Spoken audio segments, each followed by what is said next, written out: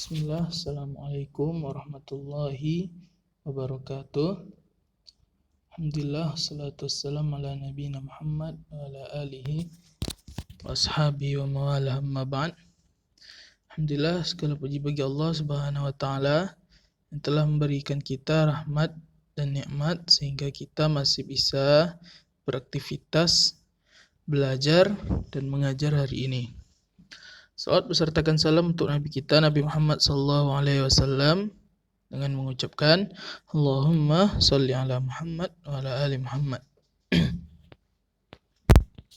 Ya, insyaallah pada kesempatan kali ini Ustaz akan menjelaskan satu hadis yang mana ini lanjutan dari hadis kemarin yang sudah kita hafal, yaitu hadis ke-12. Hadis ke-12 ini berjudul Dunia bagi seorang mukmin. Di judul hadisnya Dunia bagi seorang mukmin. Bunyi hadisnya ya, ad-dunya sijnul mu'min wa jannatul kafir. Itu bunyi hadisnya. Ad-dunya sijnul mu'min wa jannatul kafir. Sekali lagi, ad-dunya sijnul mu'min wa jannatul kafir. Artinya, dunia adalah penjara bagi seorang mukmin dan surga bagi seorang kafir. Ya, artinya dunia adalah penjara bagi seorang mukmin dan surga bagi seorang kafir. Hadis riwayat Muslim. Ya. Udah ya, hadisnya pendek. Nah, kita masuk ke pelajaran yang bisa dipetik. Jadi bukan hadis saja, pelajaran dari hadis tersebut juga kita bahas. Yang pertama, Allah menjadikan dunia seperti penjara bagi orang-orang yang beriman. Karena orang-orang yang beriman terikat dengan aturan Allah. Jadi bukan disiksa ya, tapi penjara maksudnya sini kita terikat dengan aturan-aturan agama. Ya, seperti kita tahu banyak aturan agama yang harus kita lakukan. Ya. Yang kedua, dunia ini, ya, dunia orang-orang beriman, ya di dunia ini orang-orang beriman harus menahan diri dari mengikuti hawa nafsu yang bisa menjerumuskan diri sendiri kepada perkara yang dilarang dan yang dibenci oleh Allah. Jadi selain kita terikat dengan aturan-aturan Allah, kita juga harus menahan diri, ya, mengikuti hawa nafsu kita. Ya, karena ada larangan-larangan yang tidak boleh kita lakukan. Walaupun mungkin menurut diri kita sendiri, menurut hawa nafsu kita itu penting, itu harus dilakukan.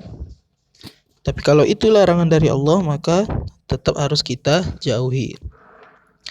Yang ketiga, orang-orang beriman juga harus melaksanakan berbagai amal ketaatan di dunia. Jadi selain aturan-aturan Allah, beramal di dunia juga harus kita laksanakan. Mengisi keseharian kita bukan hanya dengan aktivitas, bukan hanya dengan aktivitas belajar mungkin atau bermain, istirahat, tapi juga beramal, ya, beribadah kepada Allah Subhanahu wa taala. Keempat, menahan diri dari perkara yang dilarang dan yang dibenci oleh Allah, serta melakukan amal ketaatan merupakan bekal untuk memperoleh kebahagiaan di akhirat. Jadi di dunia ini kita seperti ada syaratnya.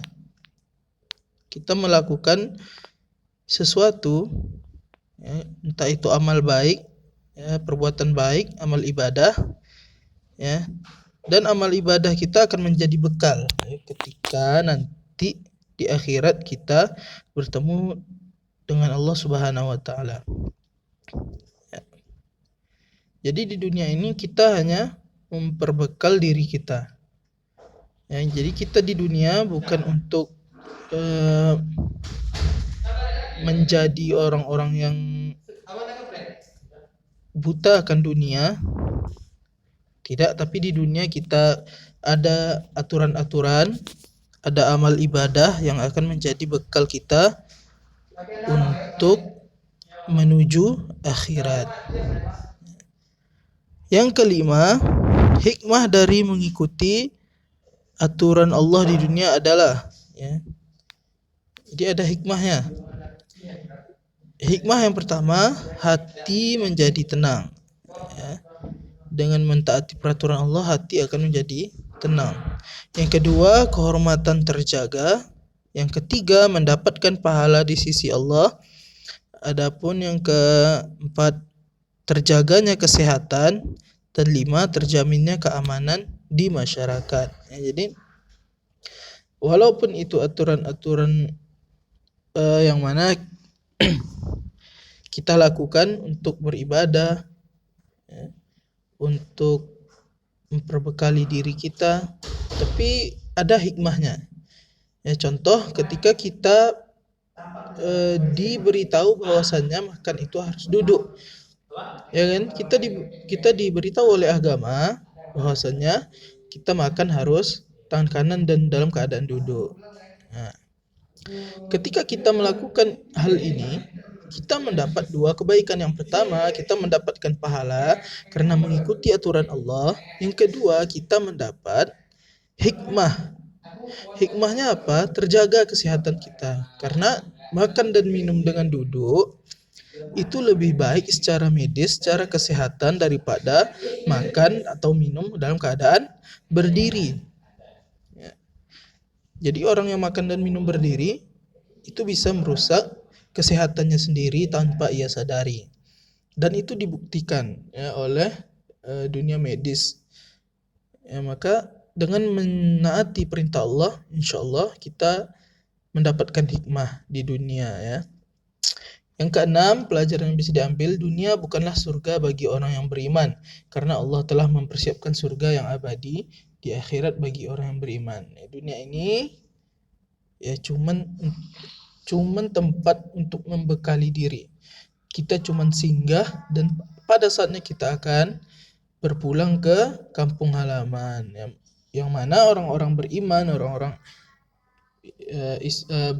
yang beriman kepada Allah akan pulang ke surga Allah Subhanahu wa taala. Yang ketujuh, Allah menjadikan dunia sebagai surga bagi orang kafir karena mereka tidak peduli terhadap halal, haram serta kemaksiatan, ya. Ya, jadi kayak surga, mereka hidup bebas, tidak ada terikat, tidak ada aturan halal haram, tidak ada.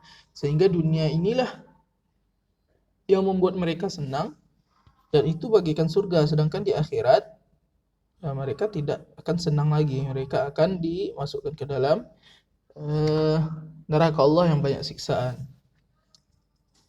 Yang kedelapan, Allah jadikan orang kafir bebas bermaksiat di dunia karena kelak mereka menjadi penghuni neraka.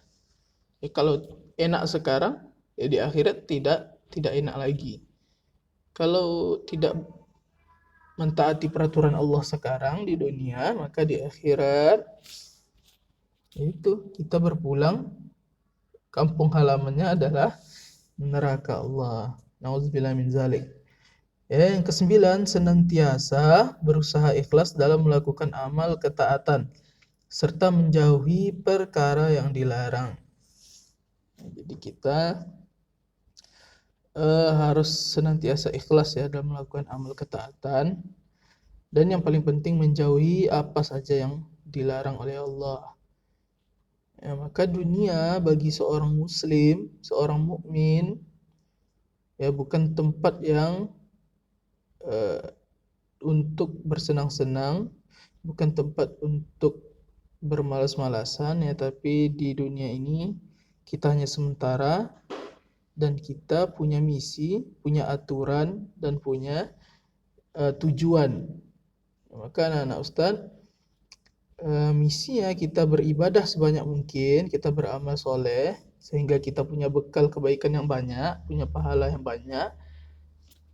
Ya, aturannya itu tadi agama Islam, yang mana aturan Allah untuk amal ibadah, tapi ada hikmahnya bagi kehidupan kita di dunia. Ya, jadi mentaati aturan Allah menyelamatkan kita di dunia maupun di akhirat. Dan tujuan kita adalah surga Allah. Wajar kalau di dunia mungkin kita kesusahan, kita sedih atau gelisah, ya, tapi ingat tujuan kita adalah surga Allah yang kekal ya selamanya. Ya mungkin itu yang dapat Ustaz sampaikan, anak-anak Ustaz. Ya silahkan amalkan hadis ini. Ya insyaallah kita bertemu lagi di lain kesempatan. Wabillahi taufiq wal hidayah. Assalamualaikum warahmatullahi wabarakatuh.